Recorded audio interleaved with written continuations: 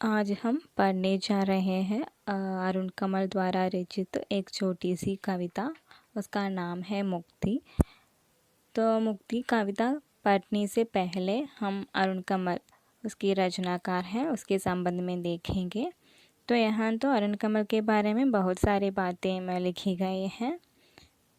तो आप देखिए, अरुण कमल का जन्म जो है बिहार में हुआ।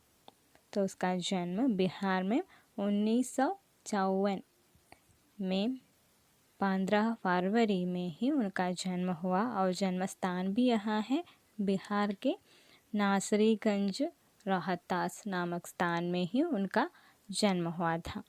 और इसके अलावा उनकी 6 पुस्तकें कविता पुस्तकें भी हैं। उसका नाम भी है यहाँ अपनी केवल धार। वो इम्पोर्टेंट है क्योंकि मुक्ति कविता जो है अपनी केवल धार से ही ली गई है।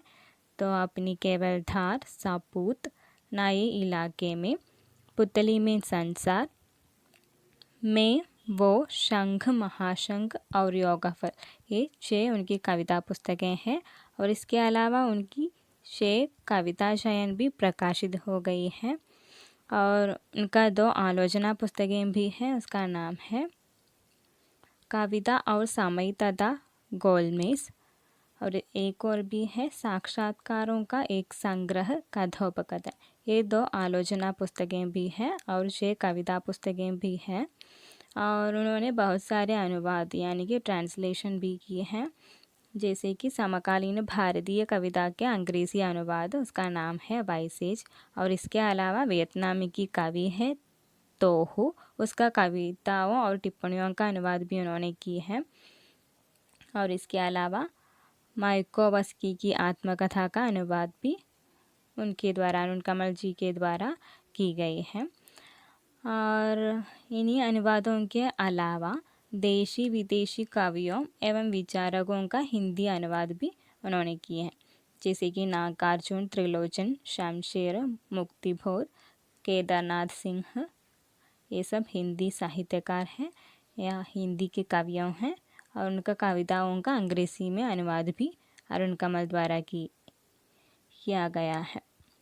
और उन्होंने बच्चों के लिए भी लेखों का या किताबों प्रकाशित किया गया है। इन पुस्तकों का नाम है ये सभी चकमक, प्लूटो तथा साइकिल में छपे। ये बच्चों के लिए की गई पुस्तकें हैं या उनके लिए लिखे गए लेख हैं। और नवभारत टाइम्स वो पाटना का है और प्रभात खबर रांची का और मराठी सकाल पुणे का है। ये मैगजीन्स में यानी कि ये पत्रिकाओं में उन्होंने स्तंभ लेखन भी करते थे, राइटिंग भी उन्होंने अरुण कमल जी ने करते थे। और लिटरेट वर्ल्ड में साहित्यिक विषयों पर स्तंभ लेखन भी किया है। वो भी एक पत्रिका है। वहाँ क्या है, साहित्यिक विषयों से संबंधित रचनाएं या स्तंभ लेख भी उन्होंने किया करते थे। और आलोचना पत्रिका के 30 अंकों तक संपादन आलोचना पत्रिका का संपादन किया। वो भी नामवर सिंह हिंदी का वरिष्ठ साहित्यकार है। उनका संपादकत्व में ही अरुण कमल जी ने आलोचना पत्रिका का 30 अंकों का संपादन किया। और गुदाबख्श लाइब्रेरी जर्नल का संपादक मंडल में उन्होंने ये आलोचना पत्रिका का 30 अंकों का संपादन जो है गुदाबख्श लाइब्रेरी जर्नल के संपादक मंडल में ही किया। और अनेक भारतीय एवं विदेशी भाषाओं में कविताएं अनुदित, यानी कि उन्होंने क्या किया, भारतीय और विदेशी भाषाओं में जो कविताएं हैं उसे हिंदी में अनुवाद किया है। और कविता के लिए भारत भूषण अग्रवाल पुरस्कार, सोवियत भूमि नेहरू पुरस्कार, श्रीकांत वर्मा स्मृति पुरस्कार, रघुवीर सहाय स्मृति पुरस्कार, शमशेर सम्मान, नए इलाके में पुस्तक के लिए 1959 का साहित्य अकादमी पुरस्कार, नागार्जुन पुरस्कार, भारतीय भाषा परिषद का समग्र कृतित्व सम्मान एवं तक्षशिला बाल साहित्य सृजन वृत्ति। जैसे बहुत सारे पुरस्कारों प्राप्त हैं अरुण कमल जी को। पाटना विश्वविद्यालय में अंग्रेज़ी के शिक्षक के रूप में है वे। तो यहाँ अरुण कमल जी के बारे में बहुत सारी बातें की गई हैं, लेकिन हमें इतनी सारी बातों पढ़ने की आवश्यकता तो नहीं है, क्योंकि जब ऐसे या शॉर्ट ऐसे पूछे जाने पर हम कवि के संबंध में 2 या 3-4 लाइन्स में लिख सकते हैं। जैसे कि अरुण कमल जी का जन्म बिहार में हुआ, वो आधुनिक हिंदी साहित्य का वरिष्ठ साहित्यकार हैं, और उनकी कुछ रचनाओं का नाम लिखिए। और अपनी केवल धार जो है महत्वपूर्ण रचना है, उसका नाम ध्यान रखना है आप।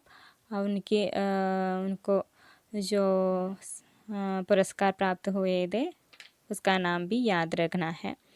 तो इसी तरह उनके संबंध में अरुण कमल जी के बारे में कुछ बात तो याद करना ज़रूरी है, क्योंकि आपको एग्ज़ाम में ऐसे पूछे जाने पर आपको लिखना होगा।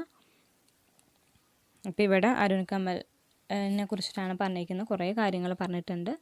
അപ്പം ജസ്റ്റ് ഒരു 4-5 സെൻറ്റൻസ് അദ്ദേഹത്തെക്കുറിച്ച് പഠിച്ചു വയ്ക്കുന്നതായിരിക്കും നല്ലത്. കാരണം എസ്സേയും ഷോർട്ട് എസ്സേയൊക്കെ ചോദിക്കുന്ന സമയത്ത് നമുക്ക് ഇൻട്രോയിൽ കൊടുക്കാൻ പറ്റുന്ന കാര്യങ്ങളാണ്. അപ്പോൾ എക്സാമ്പിൾ പറയുകയാണെങ്കിൽ ഒരു 5 സെൻറ്റൻസ് എന്ന് പറയുമ്പോൾ अरुण कमल आधुनिक हिंदी साहित्य का वरिष्ठ साहित्यकार है, एक सेंटेंस हो गया। और क्या है, उन्होंने बहुत सारी रचनाएं की है, ഒരു 3 രചനകൾ എഴുതുക. അതിൽ അപ്നി കേവൽ ധാർ ഇമ്പോർട്ടൻ്റ് ആയിട്ടൊന്ന് വയ്ക്കുക. അതുപോലെ തന്നെ बहुत सारे पुरस्कार प्राप्त हुए थे उन्हें, उसका 2 नाम भी लिखिए. അങ്ങനെ കുറച്ച് കാര്യങ്ങൾ ഓർത്ത് വയ്ക്കുക.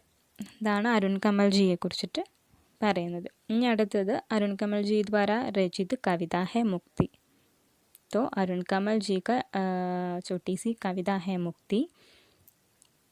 ये मुक्ति कविता जो है अरुण कमल का अपनी केवल धार नामक कविता संग्रह से लिया गया है. तो अपनी केवल धार कविता संग्रह से ही ये मुक्ति नामक कविता ली गई है. तो ये भी आपको याद रखना है. तो देखिए मुक्ति.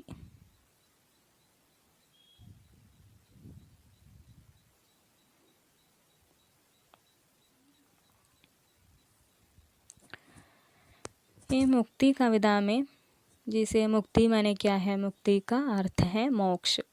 मुक्ति माने मोक्ष, यानी कि फ्री टाइम या फ्री. तो मुक्ति पाने के लिए, मोक्ष पाने की जो इच्छा है यहाँ, तो इस मुक्ति कविता में एक अध्यापक को ही अरुण कमल जी दिखाया गया है. एक मध्यवर्गीय परिवार का अध्यापक जो है अपने जीवन अनुभवों को व्यक्त करता है यहाँ. उन्होंने अपनी ज़िंदगी में किस प्रकार जीता है, क्योंकि वो एक सफल एवं कर्मठ अध्यापक है. वह अध्यापक के रूप में सफल है, लेकिन एक पिता के रूप में असफल हो जाता है. उसका चित्रण ये मुक्ति कविता में अरुण कमल जी ने चित्रित किया है. क्योंकि हमें पता है कि अध्यापक जीवन किस प्रकार है. पुराने समय में जो गुरुकुला संप्रदाय यानी कि गुरुकुला सिस्टम है, वहाँ की जो अध्यापक या विद्यार्थी जो है एक प्रकार के संबंध रखते थे. तो अध्यापक के घर में जाकर ही विद्यार्थियाँ विद्या प्राप्त करते हैं. लेकिन बाद में कुछ समय के बाद ये एजुकेशन सिस्टम में यानी कि शिक्षा में बदलाव आ गया, और इसी के साथ अध्यापक में भी कुछ बदलाव आ गया है. तो उसी तरह के एक अध्यापक यहाँ दिखाए गए हैं. तो अध्यापक जो है अपनी ज़िंदगी में असफल हो जाता है. वो जितने भी अध्यापक वृत्ति में सफल हो, फिर भी एक पिता के रूप में एक अध्यापक असफल हो जाता है. तो उसका चित्रण ही മുക്തി കവിത में हमें देख सकते हैं. അപ്പോൾ അരുൺ കമലിൻ്റെ ഈ മുക്തി കവിത എന്ന് പറയുന്നത് അപ്നി കേവൽ ധാർ എന്ന് പറയുന്ന കവിതാ സംഗ്രഹത്തിൽ നിന്നെടുത്താണ് ഈ മുക്തി കവിത. ഇതിൽ മെയിനായിട്ട് ഒരു മിഡിൽ ക്ലാസ് ഫാമിലിയിൽ ഒരു അധ്യാപകനെ കുറിച്ചിട്ടാണ് പറയുന്നത്.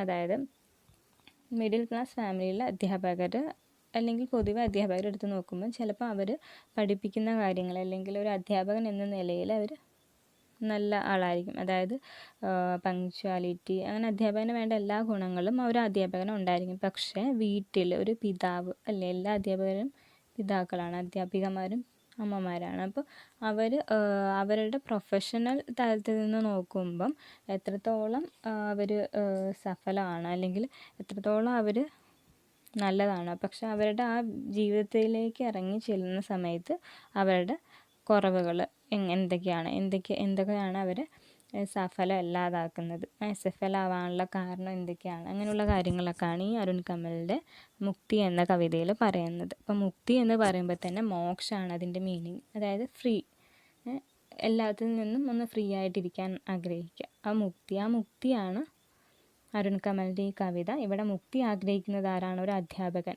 മധ്യവർഗീയ പരിവാർ കാ ഏക അധ്യാപക്, മിഡിൽ ക്ലാസ് ഫാമിലിയിലുള്ള ഒരു അധ്യാപകനാണ് ഇവിടെ മുക്തി ആഗ്രഹിക്കുന്നത്. तो देखिए, आज जब पढ़ते पढ़ाते मैंने तुझे मारा मेरे बच्चे, तब क्यों भर गई मेरी आंखें, मन क्यों हो गए मेरे नाखून तक. तो यहाँ अध्यापक, मध्यवर्गीय परिवार का अध्यापक बताता है कि जब मैं पढ़ते पढ़ाते वक्त तुम्हें देखा मेरे बच्चे, किसको? उस अध्यापक का बच्चे को जब अध्यापक ने देखा, अपनी फ्री टाइम में देखा, तो बच्चे ने कुछ गलती की है, पढ़ते वक्त कुछ गलती की है, तब अध्यापक ने क्या किया? उसे मारा. तो हमें भी पता है कि कोई गलती आते वक्त माता पिता हमें मारते हैं. तो यहाँ भी उस अध्यापक एक पिता है, अपनी बच्चे को गलती के कारण मारते हैं, लेकिन अपनी बच्चे को मारने के बाद सिर्फ उस अध्यापक के आंखें भर जाते हैं. तो अध्यापक का आंखें भर जाता है और उनका मन क्यों हो गए मेरे नाखून तक, क्योंकि वो पूरी तरह दुखित या दुख से भरा हुआ है. उस अध्यापक वो अपने बच्चे को मारा था, पढ़ाते वक्त उन्होंने कोई गलती की, इसलिए अध्यापक ने क्या किया? पिता है इसलिए उसे मारा. तब अध्यापक का मन में एक प्रकार का दुख आ गया है, उनके आंखों भर गई. तो यहाँ अध्यापक सोच रहा है कि तुम्हें मारते वक्त क्यों मेरा आंखें भर गई. അപ്പോൾ ഇവിടെ അധ്യാപകൻ പറയാണ്, അതായത് അധ്യാപകൻ പഠിപ്പിക്കുകയാണല്ലോ. അപ്പോൾ ഇങ്ങനെ പഠിപ്പിച്ചുകൊണ്ടിരിക്കുമ്പോൾ എന്ന് പറയുമ്പോൾ അവിടെ പഠിപ്പിക്കുന്ന ആ ഒരു സമയത്ത് മോൻ അവിടെ പഠിച്ചുകൊണ്ടിരിക്കുകയാണ്. അപ്പോൾ പെട്ടെന്ന് ഇങ്ങനെ വരുന്ന സമയത്താണ് മോൻ എഴുതുന്നതിൽ എന്തോ തെറ്റ് കണ്ടു. അപ്പം എന്ത് ചെയ്യാണ്? മോനെ അടിക്കുകയാണ്. അപ്പോൾ മോൻ അടിച്ചിട്ട് ആരുടെ കണ്ണിലൂടെയാണ് വെള്ളം വരുന്നത്? അധ്യാപകൻ, അതായത് ആ പിതാവായിട്ടുള്ള അധ്യാപകൻ്റെ കണ്ണിലൂടെ വെള്ളം വരികയാണ്. ആകെ മൊത്തം വിഷമമാവാണ് ചെയ്യുന്നത്. അപ്പോൾ ആലോചിക്കുകയാണ്, ഞാനിങ്ങനെ പോകുന്ന സമയത്ത് നീ ഒരു തെറ്റ് ചെയ്യുന്നത് കണ്ടു, അതായത് നീ എഴുതിയതിലൊരു മിസ്റ്റേക്ക് ഞാൻ കണ്ടു. പക്ഷെ ഞാൻ നിന്നെ അടിച്ചിട്ട് ആരുടെ കണ്ണാണ് നിറയുന്നത്? എൻ്റെ കണ്ണാണ് നിറയുന്നതെന്ന് അധ്യാപകൻ പറയുകയാണ്. അതെന്തുകൊണ്ടാണെന്ന് ചോദിക്കുകയാണ്.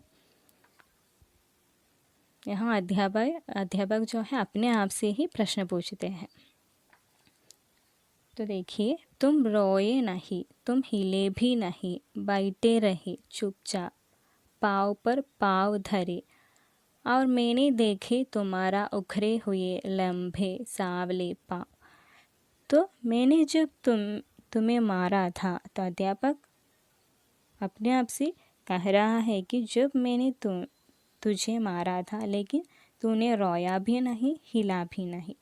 जैसे कि जब पिता या माता बेटे को मारते हैं तब उस वेदना से बेटा रोते हैं. तो यहाँ जो है रोया भी नहीं, हिला भी नहीं, वो चुपचाप बैठा रहा वहाँ. अपने पाँव माने पैर है, अपने पैर में पैर रखकर वो चुपचाप रोए बिना वहाँ बैठा रहा. और मैंने देखी तुम्हारे उखरे हुए लंबे सांवले पाँव. तो तभी उस पिता ने अपनी बच्चे का पैर देखते हैं, लंबे सांवले पाँव. तो इतने सालों से अपने बच्चे को देखने के लिए उसके पास समय नहीं है, क्योंकि वो एक अध्यापक है, व्यस्त है, बच्चों को पढ़ाने में व्यस्त है. लेकिन अपनी बच्चा जो है वो किस प्रकार पढ़ते हैं, उसकी हाल क्या है, उन सभी बातों को देखने के लिए उस अध्यापक, उस पिता के पास समय नहीं था. तो अब भी वो ये सब देख रहा है. അപ്പം മോനെ അടിച്ചിട്ട് അച്ഛനെ കണ്ണിലൂടെയൊക്കെ വെള്ളം വരികയാണ്. അപ്പം അച്ഛൻ അടിച്ചിട്ട് ആ വേദന കൊണ്ട് ആ കുട്ടി കരയുന്നുമില്ല, ഒന്നും ഇളകുന്ന പോലും ഇല്ല. അങ്ങനെ മിണ്ടാതെ കാലിൻ്റെ മേലെ കാല് വെച്ചിട്ട് ചമ്രം മടഞ്ഞ ആ കുട്ടി അവിടെ ഇരിക്കുകയാണ്. അപ്പോഴാണ് അച്ഛൻ ശ്രദ്ധിക്കുന്നത്, ഇതാണ് ആ കുട്ടിയുടെ കറുത്ത സാംവല എന്ന് പറഞ്ഞാൽ കാല, കറുത്ത പാവ്, പാവ് എന്ന് പറഞ്ഞാൽ പയർ, ആ കറുത്ത കാല അപ്പോഴാണ് അച്ഛൻ കാണുന്നത്. അപ്പം ശ്രദ്ധിക്കണം, അച്ഛൻ ഒരു അധ്യാപകനാണ്. അധ്യാപകൻ എന്ത് ചെയ്യാണ്, രാവിലെ സ്കൂളിൽ പോകുന്നു, വൈകുന്നേരം വരുന്നു. അപ്പോൾ ആ ഒരു തിരക്കിനിടയിൽ വീട്ടിലെ കാര്യങ്ങൾ നോക്കാൻ സമയമില്ല, സ്വന്തം കുട്ടി പഠിക്കുന്നുണ്ടോ എന്ന് നോക്കാൻ സമയമില്ല. അപ്പോൾ അങ്ങനെയുള്ളൊരു അധ്യാപകനെയാണ് ഇവിടെ കാണിക്കുന്നത്. അപ്പോൾ ഇവിടെ ആ അധ്യാപകൻ തന്നെ പറയാണ്, ഇപ്പോഴാണ് ഇവൻ്റെ കാല്, ആ കുട്ടിയുടെ കാല് അച്ഛൻ കാണുന്നത്. ഇതുവരെ ശ്രദ്ധിക്കാൻ പോലും സമയം ഉണ്ടായില്ല, ഇതുവരെ മോനെ പഠിപ്പിക്കാൻ പോലും സമയം ഉണ്ടായിരുന്നില്ല. അതുകൊണ്ടാണ് ആ തെറ്റ് കണ്ടപ്പം അടിക്കുന്നത്. ഇതുവരെ ആ കുട്ടി ആ തെറ്റ് ചെയ്തത് ശ്രദ്ധിച്ചിട്ടില്ല, ഇപ്പോഴാണ് അച്ഛൻ ആ കാര്യങ്ങൾ ശ്രദ്ധിക്കുന്നത്. अब जब सोचता हूँ ठंडे मन से, जब मैं अपने ठंडे मन से यानी कि शांत मन से सोचता है, जब जब उतरी है बाढ़, बाढ़ माने फ्लड है, तो जब जब उतरी है बाढ़ देखता हूँ अपने ही अंदर दुर्गंध और पांक, पांक माने कीचड़ है, से भरी हुई गलियाँ, टूटे मकान, ढही भित्तियाँ, देखता हूँ अपना विनाश। तो बच्चे को मारने के बाद पिता जो है शांत मन से सोचता है, तो अपने क्रोध के कारण बच्चा ने जो गलती किया है उसे देखकर अपने क्रोध के कारण पिता ने क्या किया, उसे मारा। लेकिन अब शांत मन से वो सोचता है, जिस प्रकार उसकी तुलना यहाँ करता है कि क्या है, जिस प्रकार बाढ़, बाढ़ माने फ्लड है, बाढ़ आते वक्त पानी से भर जाता है पूरा संसार, लेकिन बाढ़ उतरने के बाद जो है वहाँ कीचड़, पांक माने कीचड़ है और दुर्गंध फैला हुआ है। और उसी तरह गलियाँ जो है, जो गलियाँ की गलियाँ में जो मकान है, बिल्डिंग्स है, उसकी जो अवशिष्ट यानी कि उसकी जो पार्ट्स हैं वह भी दिखाई देती है, और टूटे भित्तियाँ वो सब उस फ्लड के कारण वहाँ हम देख सकते हैं, क्योंकि कीचड़ भरा हुआ है, पानी उतर गए हैं, कीचड़ भरा हुआ है, टूटा मकान, टूटे भित्तियाँ, गलियाँ वो सब दिखाई देते हैं।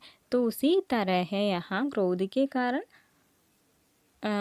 पिता ने अपने बच्चे को मारा, लेकिन अब शांत मन से सोचने के बाद उनके मन के भीतर इसी तरह की वेदनाओं से भर जाते हैं, यानी कि स्वयं अपनी गलती पर विचार करते हैं यहाँ पिता। तो वो स्वयं समझ लेता है कि अभी तक मैंने जो कुछ किया बच्चों के लिए, लेकिन मैं मेरे बच्चों के लिए कुछ करने को मेरे पास समय नहीं था, वो मेरा गलती है। इसी प्रकार अपने अंदर मन की और खोजता रहता है ये अध्यापक पिता. അപ്പം ദേഷ്യം വന്നിട്ട് അച്ഛൻ ആ മോനെ അടിക്കുകയാണ്, തെറ്റ് കണ്ടപ്പോൾ മോനെ അടിക്കുകയാണ്. അത് കഴിഞ്ഞിട്ട് അടിയൊക്കെ കഴിഞ്ഞിട്ടാണ് പിന്നെ സമാധാനത്തോടു കൂടി ആ കാര്യം ഒന്ന് ആലോചിക്കുകയാണ്. അപ്പോൾ അത് ആലോചിക്കുന്നത് എങ്ങനെയാണെന്ന് വെച്ചാൽ, എങ്ങനെ വെള്ളപ്പൊക്കം ഉണ്ടാകുന്ന സമയത്ത് ആകെ വെള്ളം നിറഞ്ഞു നിൽക്കും, അത് കഴിഞ്ഞിട്ട് ആ വെള്ളം അങ്ങ് ഒഴിഞ്ഞു പോകുന്ന സമയത്ത് മൊത്തം ചളിയും നാറ്റവും അതുപോലെ തന്നെ ഈ കെട്ടിടത്തിൻ്റെ അവശിഷ്ടങ്ങൾ, പൊട്ടിയ ചുമരുകൾ എല്ലാം നമുക്ക് ആ ചളിയിലും ആ വെള്ളപ്പൊക്കം ഒഴിഞ്ഞു പോയവിടെ നമുക്ക് ഇങ്ങനെയുള്ള അവശിഷ്ടങ്ങളും കാര്യങ്ങളും എല്ലാം കാണാൻ വേണ്ടി പറ്റും. അതുപോലെയാണ് ഇപ്പോൾ ടെമ്പർ കയറിയപ്പോൾ ആ ഒരു ദേഷ്യത്തിൽ ആ ക്രോധിക്ക് കാരണം പിതാനെ ക്യാ കിയാ ബച്ചേ കോ മാറ. അത് കഴിഞ്ഞിട്ട് സമാധാനത്തോടുകൂടി ആലോചിക്കുമ്പോൾ അദ്ദേഹത്തിനോട് തന്നെ ഒരു ഇത് തോന്നുകയാണ്, കാരണം എൻ്റെ തെറ്റാണ്, ഇതുവരെയായിട്ട് ഞാൻ എൻ്റെ കുട്ടിയെ ശ്രദ്ധിക്കാൻ നോക്കിയിരുന്നില്ല, അപ്പോൾ ഇത് എൻ്റെ തെറ്റാണ്. അപ്പോൾ ഈ ചളി ദുർഗന്ധം എല്ലാം ആരുടെ അകത്ത് തന്നെയാണ്, എൻ്റെ അകത്ത് തന്നെയാണെന്ന് ആ പിതാവ് ഒന്ന് ഉള്ളിലേക്ക് ഇറങ്ങി ചെന്നിട്ട് സ്വയം ചിന്തിക്കുകയാണ്, എന്താണ് ഇങ്ങനെ ആവാൻ കാരണം എന്നുള്ള രീതിയിൽ ചിന്തിച്ച് മനസ്സിലാക്കുകയാണ്, ഇത് എൻ്റെ തെറ്റാണ്, കാരണം ഞാൻ അവന് വേണ്ടി സമയം മാറ്റിവെച്ചില്ല എന്ന് അധ്യാപകനായിട്ടുള്ള പിതാവ് ആലോചിക്കുകയാണ്. ദോഷ് മേരി ഹി ഥാ, मैंने कभी पूछा नहीं कैसे हो तुम, जानता भी नहीं था क्या क्या पढ़ते हो तुम. तो यहाँ पिता कहता है कि दोष मेरा ही था, क्योंकि यहाँ दोष किसका है, उस पिता का है, क्योंकि उन्होंने अभी तक अपने बच्चों से नहीं पूछा तुम क्या पढ़ते हो, तुम्हें क्या जानते हो और तुम कैसे हो, ये सब बातें पूछने की जो समय पिता के पास नहीं था। तो पिता सहमत करता है कि क्या है, ये दोष मेरा ही है. അപ്പോൾ ഇവിടെ അച്ഛൻ സമ്മതിക്കുകയാണ്, എന്താണ് ഈ തെറ്റ് എൻ്റെയാണ്. കാരണം ഇതുവരെ ആയിട്ട് എനിക്ക് എൻ്റെ പക്കൽ സമയം ഉണ്ടായിരുന്നില്ല. ഞാനൊരു അധ്യാപകനായതുകൊണ്ട് സ്കൂളിലേക്ക് ഓടുന്നു വരുന്നു. അതുകൊണ്ട് എൻ്റെ പക്കൽ സമയമില്ലാത്തതുകൊണ്ട് ഞാൻ നീ എന്താണ് മനസ്സിലാക്കിയെന്നോ നീ എന്താണ് പഠിക്കുന്നതെന്നോ അല്ലെങ്കിൽ നിനക്ക് സുഖമാണോ എന്ന് പോലും ചോദിക്കാൻ എൻ്റെ അടുത്ത് സമയം ഉണ്ടായിരുന്നില്ല. അതുകൊണ്ട് ഇതെല്ലാം ആരുടെ തെറ്റെന്നാണ്, എൻ്റെ തെറ്റെന്നാണെന്ന് ആ പിതാവ് സമ്മതിക്കുകയാണ്.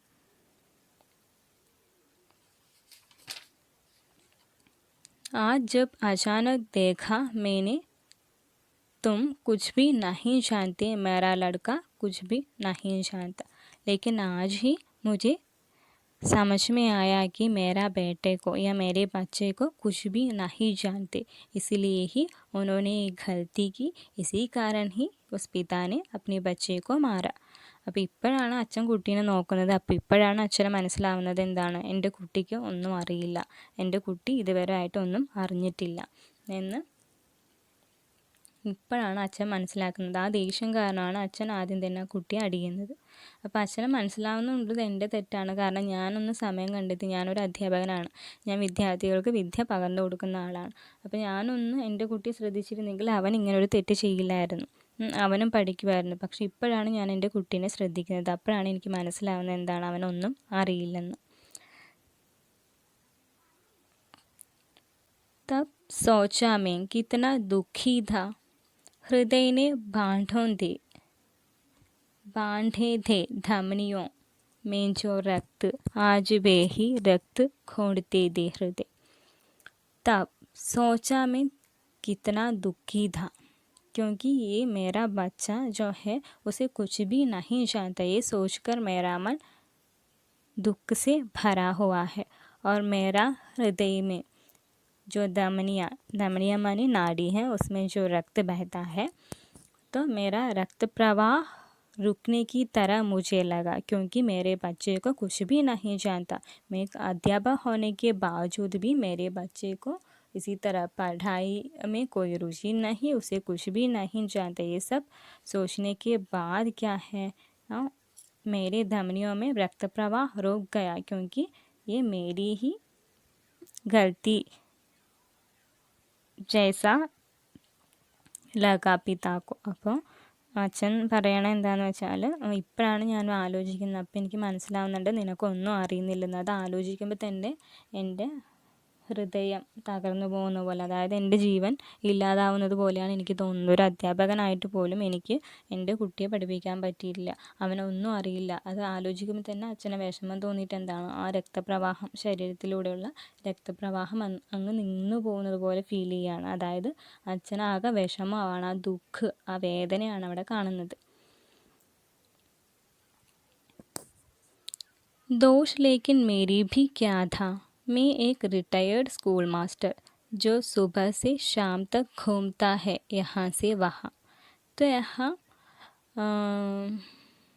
पिता कहता है कि ये सब ठीक है, क्योंकि मेरे पास समय नहीं था, इसलिए मैंने मेरे बच्चे को नहीं देखा, इसलिए उसे कुछ भी नहीं जानता. लेकिन इसके लिए मेरा दोष क्या है, मैंने परिश्रम करता है किसके लिए, बच्चों के लिए, अपने परिवार के लिए, इसलिए ही मैं एक स्कूल मास्टर बन गया और अपने परिवार के लिए परिश्रम करता रहा था. लेकिन आज मैंने एक रिटायर्ड सेवानिवृत्त स्कूल मास्टर है जो सुबह से शाम तक घूमता है यहाँ से वहाँ. तो स्कूल मास्टर है, इसी कारण वो अपनी कार्यों में व्यस्त है. तो मैंने जो कुछ भी करते हैं वो सब अपने परिवार के लिए ही है, इसलिए मेरे बच्चे को कुछ भी नहीं जानने से मेरा क्या दोष है. അപ്പോൾ പിന്നീട് ചിന്തിക്കുമ്പോൾ, ആദ്യം പറഞ്ഞു എൻ്റെ തെറ്റാണ്, കാരണം ഞാൻ സമയം എൻ്റെ മോന് വേണ്ടി ചിലവാക്കിയില്ല, അതുകൊണ്ടാണ് അവനൊന്നും അറിയാത്തതെന്ന് പറഞ്ഞു. അപ്പോൾ പിന്നീട് പറയുകയാണ്, ശരിക്കും ആലോചിക്കുമ്പോൾ ഇതിൽ എൻ്റെ ദോഷം എന്താണുള്ളത്, കാരണം ഞാനൊരു സ്കൂൾ മാസ്റ്ററാണ്, ഞാൻ പരിശ്രമിക്കുന്നത് ആർക്ക് വേണ്ടിയിട്ട് തന്നെയാണ്, ഞാൻ പണിയെടുക്കുന്നതും എൻ്റെ വീട്ടിലുള്ളവർക്ക് വേണ്ടി, എൻ്റെ കുട്ടിക്ക് അവൻ്റെ നല്ലൊരു ഭാവിക്ക് വേണ്ടിയിട്ടാണ് പൈസ സമ്പാദിക്കുന്നതും കാര്യങ്ങളൊക്കെ ചെയ്യുന്നത്. അപ്പോൾ അതിൽ എൻ്റെ എന്ത് ദോഷമാണുള്ളത്? ഞാൻ ഇവർക്ക് വേണ്ടിയിട്ട് തന്നെയല്ലേ ഈ പണികളൊക്കെ ചെയ്യുന്നതെന്നും അച്ഛന് തോന്നുകയാണ്. അപ്പം ഒരു സൈഡിൽ ചിന്തിക്കുമ്പോൾ നമുക്കറിയാം എല്ലാത്തിനും രണ്ട് തലങ്ങളുണ്ട്. അപ്പോൾ ഒരു തലത്തിലൂടെ ചിന്തിക്കുമ്പോൾ എൻ്റെ കുഴപ്പമാണ്, എൻ്റെ മോനെ പഠിപ്പിക്കാൻ എൻ്റെ അടുത്ത് സമയം ഉണ്ടായിരുന്നില്ല. രണ്ടാമതൊരു തലം ചിന്തിക്കുന്ന സമയത്ത് ഞാനിങ്ങനെ ജോലിക്ക് പോകുന്നത് കൊണ്ടാണ് വീട് കഴിഞ്ഞു പോകുന്നത്. അപ്പം ഞാൻ ഇരുന്ന് കുട്ടിയെ പഠിപ്പിക്കുവാണെങ്കിൽ ജീവിതം മുന്നോട്ടും പോവില്ല. അപ്പം ആ ഒരു സൈഡ് കൂടി ചിന്തിക്കുകയാണ് അച്ഛൻ ചെയ്യുന്നത്. उसके बेटे बेटियों को ट्यूशन पढ़ाता, बैठता कैसा थोड़ी सी देर खुद अपने बेटे के पास। जब घर से निकलता तुम सोए होते, जब लौटता तुम सोए होते। तो एक रिटायर स्कूल मास्टर होने के बावजूद भी उन्होंने क्या किया करते थे? एक बेटे बेटियों को ट्यूशन पढ़ाते थे। यानी कि स्कूल से रिटायर होने के बावजूद भी उन्होंने बेटे बेटियों को ट्यूशन लेती थी। इसलिए जब वो घर से निकलते हैं तब भी उनका बच्चा सो जाता था, और उसी तरह वो घर में लौटते हैं तब भी उस बच्चा सोया होता है, क्योंकि उतनी ही पहले वो घर से निकलते हैं और रात में ही वो घर आ जाते हैं। तो उनकी जीवन या उनकी ज़िंदगी की वेदना भी यहाँ दर्शाने का प्रयास अरुण कमल ने किया गया है. അതായത് ആ അധ്യാപകൻ റിട്ടയർഡ് ആയതിനു ശേഷം ട്യൂഷൻ എടുക്കുന്നുണ്ടായിരുന്നു. അപ്പോൾ ഒരുപാട് കുട്ടികൾക്ക് ട്യൂഷൻ എടുക്കാവുന്ന കാരണം അദ്ദേഹം വീട്ടിൽ നിന്ന് രാവിലെ നേരത്തെ ഇറങ്ങുമായിരുന്നു. അപ്പോൾ ആ സമയം അദ്ദേഹത്തിൻ്റെ മോൻ എന്ത് ചെയ്യുമായിരിക്കും? ഉറങ്ങുമായിരിക്കും. വരുന്ന സമയം എന്താണ്? ഉറങ്ങുമായിരിക്കും. അപ്പോൾ ആ ഒരു സമയം ആയതുകൊണ്ട് മോനെ പഠിപ്പിക്കാൻ ഇതുവരെ സമയം കിട്ടിയിട്ടില്ല. ഒന്നില്ലെങ്കിൽ ഇതുവരെയായിട്ട് അദ്ദേഹം സ്കൂളിലോട്ട് പോയി അവിടെയുള്ള തിരക്കായിരുന്നു. ഇപ്പോൾ റിട്ടയർഡ് ആയതിനു ശേഷം ട്യൂഷൻ എടുക്കുന്ന ആ തിരക്കാണ്. അപ്പോൾ സ്വന്തം മോനെ പഠിപ്പിക്കാനായിട്ട് ഇതുവരെ ആയിട്ട് അച്ഛൻ്റെ പക്കൽ സമയം ഉണ്ടായിരുന്നില്ല.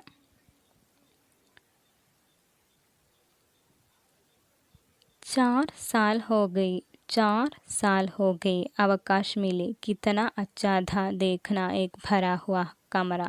तो यहाँ भी एक अध्यापक का जो खुशी या उनकी जो मेमोरी दिखाया गया है, ये जैसे कि उस अध्यापक रिटायर्ड होने से, अवकाश माने रिटायरमेंट है, नहीं, अवकाश माने छुट्टी है, लीव है, यानी कि उसकी रिटायरमेंट के बाद 4 साल हो गया है। तो स्कूल मास्टर यानी कि उस अध्यापक का रिटायरमेंट करने से 4 साल हो गया है, यानी कि रिटायर्ड होने के बावजूद 4 साल भी वो क्या करते थे? ट्यूशन पढ़ाते थे। तो वो सोच रहा है कि कमरा, स्कूल में जो कमरा है वो स्कूल के बच्चों से भरा हुआ है, वो देखने में भी कितना अच्छा है। तो उसी तरह की एक स्कूल में काम करने वाला था उस अध्यापक। तो वो स्कूल में काम करते हैं और उसके बाद रिटायर होने के बावजूद ट्यूशन भी पढ़ाते थे, इसलिए उनके पास समय नहीं था अपने बच्चे को देखने के लिए. അപ്പോൾ ഇവിടെ പറയുന്നത് റിട്ടയർമെൻറ്റ് കഴിഞ്ഞു 4 വർഷമായി, പക്ഷേ ആ 4 വർഷമായിട്ട് പോലും മോനെ ശ്രദ്ധിച്ചിട്ടില്ല. കാരണം ആ ഒരു 4 വർഷത്തിലും അദ്ദേഹത്തിൻ്റെ ജീവിതം മുന്നോട്ട് കൊണ്ടുപോകാനുള്ള തിരക്കിലായിരുന്നു. അതുകൊണ്ടാണ് ട്യൂഷനൊക്കെ എടുത്തത്. അപ്പോൾ ഇതുവരെയായിട്ട് ആ കുട്ടീനെ ശ്രദ്ധിക്കാനുള്ള ഒരു സമയം അച്ഛൻ്റെ പക്കൽ ഉണ്ടായിരുന്നില്ല. सूर्यमुखी फूलों सी सैकड़ों आंखें घूमती मेरे साथ, मैं खिंचा उंगलियों में घलियाँ पकड़ाता, और आज मैं सेवा मुक्त हूँ, आज़ाद, क्या किया मैंने इस जीवन में. तो स्कूल में जैसे अध्यापक चलते हैं या अध्यापक वहाँ क्या करते हैं, उसी तरह ही वहाँ के बच्चे भी करते हैं. तो सूर्यमुखी फूलों यहाँ स्कूल बच्चों हैं. तो बच्चे जो हैं अपने अध्यापक की तरह ही व्यवहार करते हैं. तो यहाँ अध्यापक उनकी उंगलियां पकड़ते हुए क्या करता रहता है? अक्षरों को लिखने में उसका सहायता करते हैं. तो यहाँ सूर्यमुखी फूलों जैसे स्कूल बच्चों को उसकी उंगलियां पकड़कर अक्षर लिखने की क्षमता उत्पन्न करने वाला था ये अध्यापक. लेकिन आज जो वो सेवा मुक्त है, आज जो अध्यापक रिटायर्ड है, आज़ाद, फ्री है, लेकिन क्या किया मैंने इस जीवन में। तो वो सोच रहा है कि इतना सब कुछ करने के बाद भी मैंने अपनी ज़िंदगी में क्या किया है. അപ്പം ഇവിടെ പറയുന്നത് എന്താണെന്ന് വെച്ചാൽ സ്കൂളിലായിരിക്കുന്ന സമയത്ത് അധ്യാപകർ എന്ത് ചെയ്യുന്നു അതിനെ അനുകരിക്കാനാണ് കുട്ടികൾ നോക്കുക. അപ്പോൾ അധ്യാപകർ എങ്ങോട്ട് പോകുമ്പോഴും അവരുടെ കണ്ണുകൾ അധ്യാപകരുടെ പുറകെ ഉണ്ടാവും. എങ്ങനെയാണ് ഈ സൺഫ്ലവർ സൂര്യൻ്റെ ആ ഒരു ദിശയിലേക്ക് മുഖമാക്കുന്നത്, അതുപോലെയാണ് അധ്യാപകൻ പോകുമ്പോഴും കുട്ടികൾ അധ്യാപകരെ നോക്കിക്കൊണ്ടിരിക്കുന്നത്. അപ്പോൾ ഈ അധ്യാപകരാണ് കയ്യിൽ പിടിച്ചിട്ട് ആദ്യാക്ഷരം എഴുതാൻ സഹായിക്കുന്നത്. അപ്പം അങ്ങനെ കുട്ടികളെയൊക്കെ പഠിപ്പിച്ച് നല്ല നിലയിലാക്കുന്ന ഒരു അധ്യാപകനാണ് നമുക്കിവിടെ കാണാൻ വേണ്ടി പറ്റുന്നത്. പക്ഷേ ഇപ്പോൾ അദ്ദേഹം എന്താണ്, റിട്ടയർഡാണ്, ഫ്രീ ആണ്, ആസാദ്, ഫ്രീ ആണ്, ലൈഫിൽ ഫ്രീ ആണ്. കാരണം ഇതുവരെ അദ്ദേഹം ജോലി ചെയ്തു, ഇപ്പോൾ ഫ്രീ ആണ്. പക്ഷേ അദ്ദേഹം ആലോചിക്കുകയാണ്, ഇതുവരെ ആയിട്ട് ഞാൻ എന്താണ് എൻ്റെ ജീവിതത്തിൽ ചെയ്തത്. എല്ലാ കുട്ടികളെയും പഠിപ്പിച്ചു എന്നുള്ളത് ശരിയാണ്, പക്ഷേ എന്താണ് ഞാൻ എൻ്റെ ജീവിതത്തിൽ നേടിയത്. सयानी लड़कियां, बच्चे, कच्ची गृहस्थी, अभी भी ज़िंदगी ढूंढती है धुरी, अभी भी ज़िंदगी ढूंढती है मुक्ति. तो उस अध्यापक बताता है कि घर की हालत बहुत बुरा हालत है, क्योंकि कच्ची गृहस्थी है. कच्ची गृहस्थी माने अच्छा नहीं, बुरा गृहस्थी है. सयानी लड़की यानी कि शादी करने के लिए जो लड़कियां भी हैं, बच्चे भी हैं, और अभी भी ज़िंदगी में मुक्ति की आकांक्षा है, क्योंकि रिटायर्ड होने के बाद भी क्या है, वो मुक्त नहीं है, वो अपने परिवार से जुड़े हुए हैं. അപ്പോൾ പറയാണ്, ഇതുവരെയായിട്ട് ഞാൻ എൻ്റെ ജീവിതത്തിൽ എന്താണ് ചെയ്തതെന്ന് ചോദിച്ചിട്ട് പിന്നെ പറയണം, വീട്ടിലെ സ്ഥിതി എന്ന് പറയണത് മിഡിൽ ക്ലാസ് ഫാമിലിയാണ്, വലിയ മെച്ചമൊന്നുമില്ല. പിന്നെ കെട്ടിക്കാറായിട്ടുള്ള പെൺകുട്ടികളുണ്ട്, കുട്ടികളുണ്ട്. ഇതുവരെ ആയിട്ട് ഞാൻ സ്കൂളിൽ ജോലി ചെയ്ത് ഒരുപാട് കാര്യങ്ങൾ ചെയ്തു, പക്ഷേ എനിക്ക് ഫ്രീ ആവാൻ പറ്റിയിട്ടില്ല. റിട്ടയർമെൻറ്റ് എന്നുള്ള രീതിയിൽ ഞാൻ ഫ്രീ ആണ്, പക്ഷേ ഒരു വീട്ടിലെ ആൾ, കുടുംബനാഥൻ, ഒരു പിതാവ് എന്നുള്ള നിലയിൽ ഞാൻ ഫ്രീ അല്ല. കാരണം എനിക്ക് ഇനിയും ഒരുപാട് ഉത്തരവാദിത്തങ്ങളും കാര്യങ്ങളും ഉണ്ട്. അതുകൊണ്ടാണ് റിട്ടയർഡ് ആയിട്ട് 4 വർഷമായിട്ടും കുട്ടിയെ ശ്രദ്ധിക്കാതെ അദ്ദേഹം ട്യൂഷൻ എടുത്തുകൊണ്ടിരിക്കുന്നത്.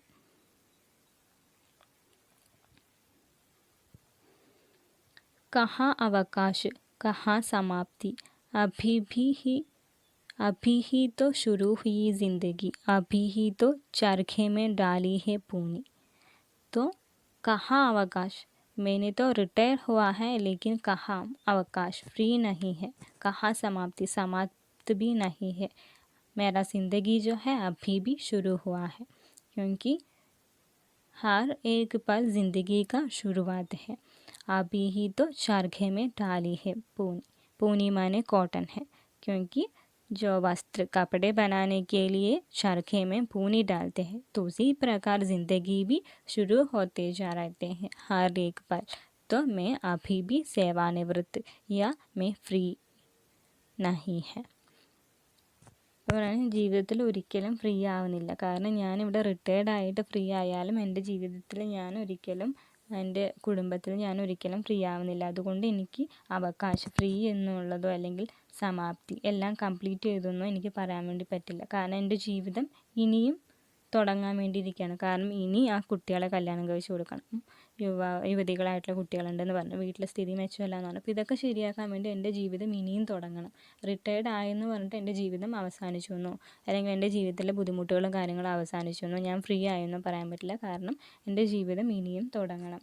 എങ്ങനെയാണ് ഒരു ചർക്കയിൽ നൂലിട്ടിട്ട് അത് വസ്ത്രമാക്കുന്നത്, അതുപോലെ ഇപ്പോഴും ഞാൻ എന്ത് ചെയ്തുകൊണ്ടിരിക്കണം, എൻ്റെ ജീവിതം തുടങ്ങിക്കൊണ്ടിരിക്കണം എന്ന് അധ്യാപകൻ പറയാണ്. क्यों मुड़ गए थे हाथ, आज क्यों उठे मेरे हाथ. तो यहाँ भी उनका पश्चाताप दिखाई देते हैं कि मेरे बच्चे को मारने के लिए मेरा हाथ क्यों उड़ गए हैं. इसलिए कि मेरे पास समय नहीं था अपने बच्चे को पढ़ाने के लिए, क्योंकि ज़िंदगी को आगे की ओर ले जाने के लिए मुझे काम करना था, चाहे वो स्कूल में हो या ट्यूशन वगैरह लेकर.